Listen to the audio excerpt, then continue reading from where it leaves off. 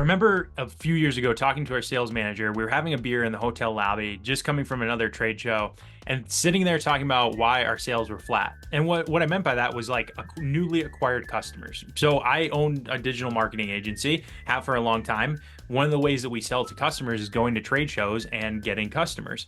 So we'd meet people walking in the aisles, they'd stop and talk to us. We'd maybe do a fun thing like spin the wheel, something like that, to get them to stop and actually chat with us, and they get like a little prize for stopping.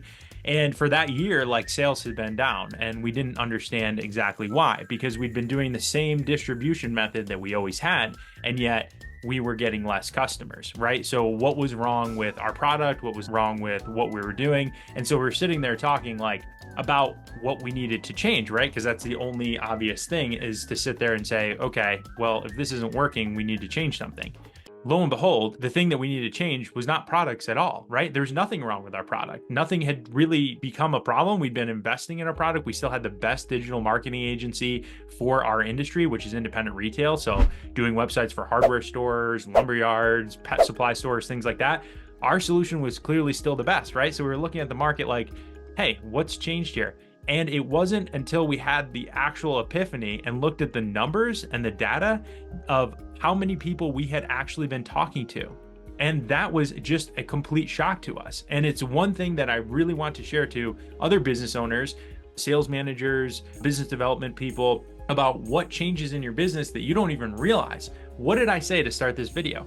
I said we had sold at trade shows. What had happened over the 2010s to 2020?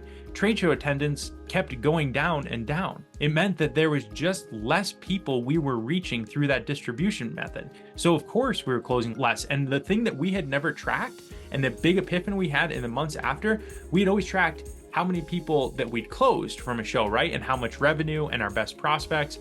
And we did have some notes on people that we talked to, but kind of dismissed maybe the not as good prospects. What we realized was, in those trade shows, we actually talked to less people total.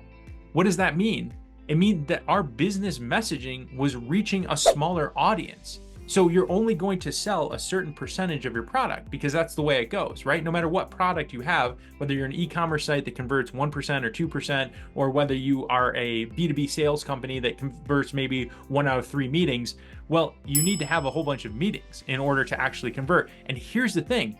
Most companies that aren't growing, or that hit a static point, or are just getting started, they don't realize the volume of meaningful outreach that you have to do for your business. So what changed for us?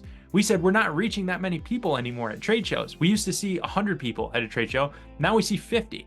So if we only close 10%, our sales went from 10 to 5 new customers per trade show, right? The math is pretty easy once you realize that your business is not doing meaningful amounts of outreach. So for you, if you want to grow your business, or you're in a static place, I challenge you to look at the number of people you actually reach on a regular basis. How we fixed it is we started cold calling and said we've got to make up those numbers somehow else. And guess what?